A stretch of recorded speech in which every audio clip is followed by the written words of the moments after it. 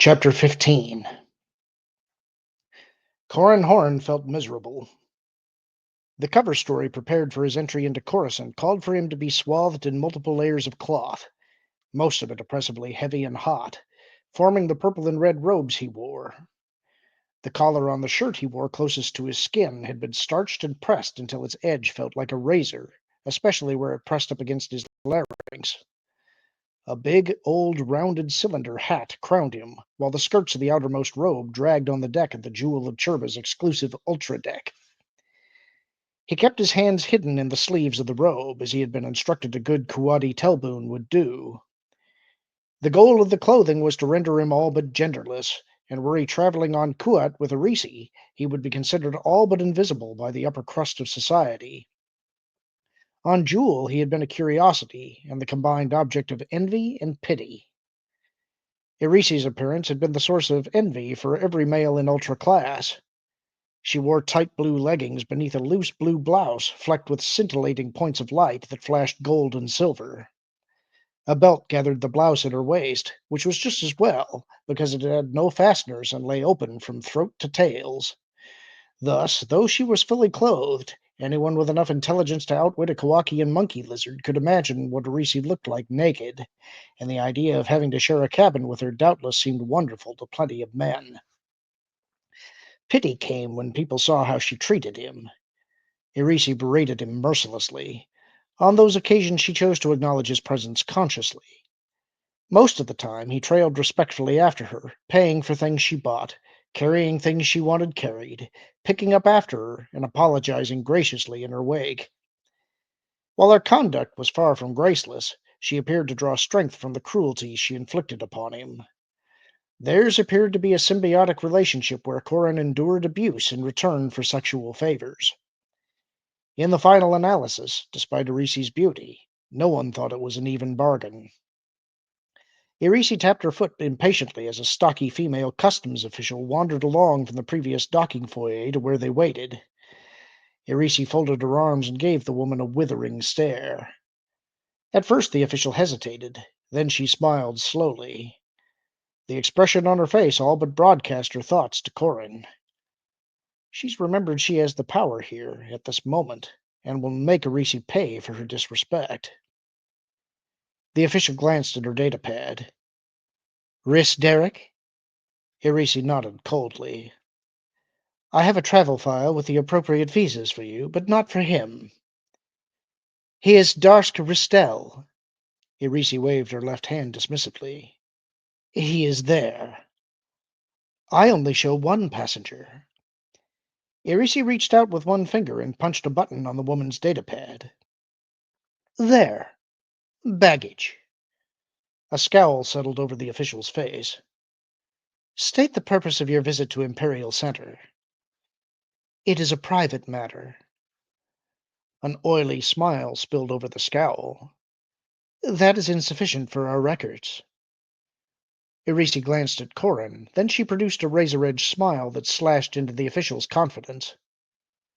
Mine is a pleasure journey here, though I anticipate very little of it. The official turned toward him. The purpose of your visit, sir? Erisi answered for him. His is a business trip. Business and pleasure. Should it not be one or the other? Erisi shook her head slowly. Not when my pleasure is his business. He is Telboon. The official's head drew back, trapping an extra chin against her throat. Telboon? Exactly. My Telboon bore me here on Imperial Center, so in keeping with my family's tradition, I have come here with this Telboon to conceive. To conceive? A child? You understand. Telboon. I see. The official looked at Corran, and he averted his eyes. Telboon. Telboon were drawn from the middle classes on Kuat. They were raised and trained by their families to excel in academics, social matters, and athletics. When they reached the appropriate age, they underwent a battery of tests that produced a ranking by combining scores for intelligence, grace, health, and genetic makeup. The upper classes of the great Quat merchant houses then purchased Telboon from their families for the purpose of parenting a child with a member of the merchant family, then raising that child. The child would be an heir of the merchant house, thereby getting all the benefits of its birth, while the Telboon's family would be greatly enriched by the fees paid for the Telboon's service. The process, which divorced reproduction from emotional commitments, struck many, including Corran, as inhuman, but the Quadi aristocracy found it practical in a number of ways. It left their people free to enter into alliances and mergers without placing a child in jeopardy of being drawn into an enemy camp when whatever enterprise that brought two people together collapsed. It also prevented inbreeding between noble families and provided the children with a guardian tutor with a very serious and tight bond to his charges. The children knew their Telboons provided one half of their biological makeup, but they only acknowledged their aristocratic parent as having a blood relationship with them. The process was not easy on a Telboon, but what did their feelings matter? They were property, nothing more. The official hit a few buttons on her datapad. You and the Telboon are cleared. Beyond the airlock is your shuttle. Enjoy your stay. Or whatever. The woman moved off down along the ship's spine towards the next docking foyer. Erisi and Corran retreated to circle in on the center of the docking foyer. The circle slowly rose towards the outer hull, and the circular platform on which they rose locked into the floor of the airlock with a click. Corran felt bits and pieces of things shift below his feet. Then the cylindrical airlock slowly rotated 90 degrees until the side opened onto a shuttle's hatch. Beyond the opening stood a female pilot who waved them aboard the modified Lambda-class ship. The hatch closed behind them. "If you will be seated," said the pilot, "and strap yourselves in, I can take you to the Hotel Imperial." Erisi nodded. "We are cleared for an entry vector?" "Yes, Mistress Darsk." Corran walked into the passenger compartment and took a seat in the last of 4 rows. Erisi cast a glance down a small corridor towards the cockpit, then came back and joined him. She said nothing as she strapped herself in, but she did rest her arm on his. The lights glistening on her blouse shifted color sequentially, as if a golden beach was being eroded by a silver wave. The ship shuddered and popped as it disengaged itself from the Jewel's airlock. Then it lifted off, and its wings snapped down into place. As they did so, holographic displays lining the walls of the passenger compartment provided images that made it appear as if the whole ship had been made of transparasteel. The shuttle pulled up and away from Jewel, heading outbound from Coruscant for a moment. The screens filled with pinpoint images of distant stars. Erisi kept her voice low. "Please forgive me for how rudely I have treated you." "Whatever you desire, mistress." She looked at him with a horrified expression at the dullness of his response. Then that deepened as she realized that being alone in the ship's cabin did not mean they could not be overheard. Erisi leaned towards him, filling his nostrils with the sweet scent of Lorma flower perfume. She kissed him on the lips, lingering close enough to whisper, "You are Telboon. You understand." Corran nodded. "I am Telboon. I understand." Her comment and his reply, fairly innocent and common given the relationship of their 2 cover identities, had been imbued with a different meaning for the 2 of them. It was a touchstone, a link back into their real identities. Whenever they needed to assure themselves that the other person was just play acting, they were able to use the phrases and responses to do so. In this way, Corran knew her cruelties were forced upon him by their situation, and she knew his indifferent responses did not reflect his true feelings for her. Of course, I don't know what those feelings are. He liked Erisi enough as a friend, and yet still found her very attractive. The degree of proximity forced by their roles had stopped short of physical intimacy, but it included living together throughout Jewel's journey and the training before that. Erisi had made no secret in the past of her attraction to him. No one would have faulted them for sleeping together, given their circumstances, but Corran had held himself back from succumbing to her charms and the security of shared intimacy. At first he told himself it was because he didn't want to let his guard down. If they were to make love, their guard would be down. One slip, one fatal admission, an inappropriate name whispered in an unguarded moment of passion, could have spelled their undoing. Only by being apart could they guarantee mission security. Those concerns eroded as they spent more time together. For a very short time, he allowed himself to imagine that he would be betraying Mirax in some way if he slept with Erisi. He did have feelings for Mirax, but there were no commitments or obligations between them.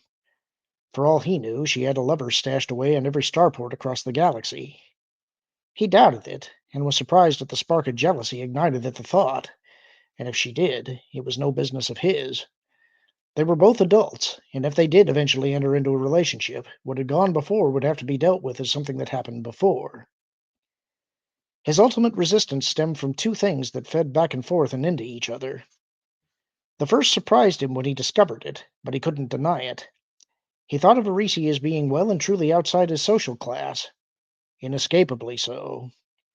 She came from a world where she was nobility, money, opportunity, material advantages, and the best of everything were what she had been born into. While her joining the rebellion spoke to true nobility in her heart, the fact was that she really enjoyed luxury and treated it as her due. He had seen that throughout the trip. She took to it like a sarlacc to sand. Despite being a Telboon, the same luxury was available to Corran. He was surprised by his inability to get used to it. Whereas Erisi might think nothing of peeling a fruit and leaving the rind on the arm of a nerf-hide divan, Corran found himself worrying about spilling something or sweating on the divan, thereby ruining it. Erisi didn't care if it was ruined, whereas he did because he did not have access to the sort of money that would allow him to laugh off a demand to replace the couch. Erisi's blithe disregard for money had all but given Corran fits. Erisi had ordered him to tip servants extravagantly, but he had a hard time rewarding indifferent or poor service as well as he did good service, and the servants on the ultra deck were obsequious and sycophantic in the extreme. There were times he wanted to just lash out and bash them, but he knew they'd accept a beating, then thank him for administering it in such a skillful manner, doing whatever they thought would inflate the gratuities. He knew he could never fit into her world, and he suspected she knew it too. While the abuse she heaped upon him was exaggerated enough that he knew she didn't mean it, there were times the tone of her voice or the venom in her eyes seemed a bit too convincing. As the bit went to war with the part of her that liked him, producing enough anxiety that she dealt with him more sharply than she might otherwise have done. Her resentment about his lack of ability to cope with the common elements of her existence made him want to show her he could adapt. Deep in his heart, he knew he would fail ultimately because just as he and Erisi needed a touchstone phrase to remind them who they truly were, Corran himself needed a connection back to what he saw as real life. His family circumstances had never been affluent, but neither had they been impoverished. Like his father and grandfather, he had worked for the Corellian security force, and he was proud of his background. If he and Erisi couldn't be together, then it was her loss, not his. Erisi's hand tightened on Corran's arm. Oh my, look. The shuttle had come about and gave them an unobstructed view of the planet. They sailed in beyond the sphere of Golan space defense platforms and the orbital solar reflection stations. The latter reflected sunlight down to the planet to warm zones near the glacial caps or on either pole. While quite habitable, Coruscant's orbit took it far enough from the sun that capturing and redirecting solar energy was needed to keep the world temperate year-round. The shuttle was heading down and in towards the daylight side of the planet, but a crescent of night gobbled up a big portion of it. The lighted side had a spiky, angular quality to it, with towers rising up in grand canyons sinking down through a khaki and gray landscape. Skyhooks, massive stone islands flecked with green and purple gardens, floated lazily over the ferrocrete terrain. Corran could see nothing natural on that side of their world, just the rough scars of humanity's manufacture and constant reconstruction of the planet. The night side, by way of contrast, sparkled and shimmered with the full spectrum of colors that flowed through invisible channels. Millions of lights marked towers he could not see, and each light on them corresponded to one or two or four or a dozen people living in its proximity. Deep down at the base of the towers, winking in and out of life as buildings eclipsed his view, muted lights played out like those on ocean depths, hinting at life unseen and likely unknowable. Approaching the line that marked the end of day and the beginning of the night, Corran saw a building that could only be the Imperial Palace. An arrogant edifice, it rivaled and mocked the Minari Mountains to the south. Towers rose from it like coral spires from a reef, and their sharp angular construction made them seem as dangerous to Corran as the coral they reminded him of. Those towers, that artificial mountain, housed the bureaucracy and officials that could destroy planets with a rounding error in the budget. It's a hive of evil. He shivered. No one will ever be safe until it has been purged. Impressive, isn't it? Corran looked up and found the shuttle's pilot standing in the hatchway. Shouldn't you be flying this thing? We're on instrument approach to the Hotel Imperial. My droid co-pilot can handle it. She gestured at the vision of the planet. You're lucky. It's a clear night. If there were storms, I'd be at the helm dodging lightning and skyhooks, and you'd not see much. Erisi lifted her chin. My Telboon and I. You want the Emperor's suite. Someone else has a previous reservation. Corran spoke slowly and carefully. We thought it was arranged. It can be. Erisi's eyes narrowed. Will 1,000 credits suffice? As a down payment, yes. Corran smiled. You're our contact? The pilot nodded, and Corran took a good look at her for the first time. He found her pretty, and her dark eyes were full of fire, but there was another quality about her that he couldn't place at first. He thought it had to do with her mood, and how quickly she had shifted from being just an anonymous pilot to their contact, but he recognized the mutability of personality as a mark of an excellent undercover operative. Ayala could change like that, affect a mood, and suddenly she was someone else. As the woman drew closer, he nailed it. Though her hair was white and gathered at the back of her head, he realized she reminded him very strongly of Princess Leia Organa. He'd not made the connection when she was the pilot. He knew he'd not really paid that much attention to her. It was obvious to him that she was not Leia Organa, but because of the resemblance, he would have been willing to bet she came from Alderaan. The pilot sat down in the chair in front of Corran and swiveled it around to face them both. We've not much time here, but the cabin is clean, so you can talk briefly. I already know who you are. Here I'm known by the code name Targeter, though as the pilot I go by Rima Borealis. That will do as a call name for now.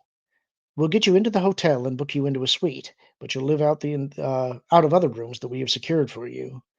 New identities and identification cards will be supplied there. Erisi nodded slowly. We're not it, are we? She pointed towards the palace as their ship descended. Just the two of us gathering the information needed to bring that down. That's a lot of pressure. Rima shrugged. I don't know, and I couldn't tell you if I did. Sorry. She patted the Risi on the knee. I wouldn't worry, though. From what I understand, you rogues are a thorn in the Empire's flesh. Now's the chance we have to shove it deeper and twist it a bit. Nice analogy. Corran smiled. I like it. I thought you would. Rima returned his smile. Nothing on this mission two rogues can't handle. Even if, she added with a shrug, getting into Coruscant is likely the easiest part of the whole thing. And that's the end of the chapter. Hope you enjoyed it. Talk to you soon.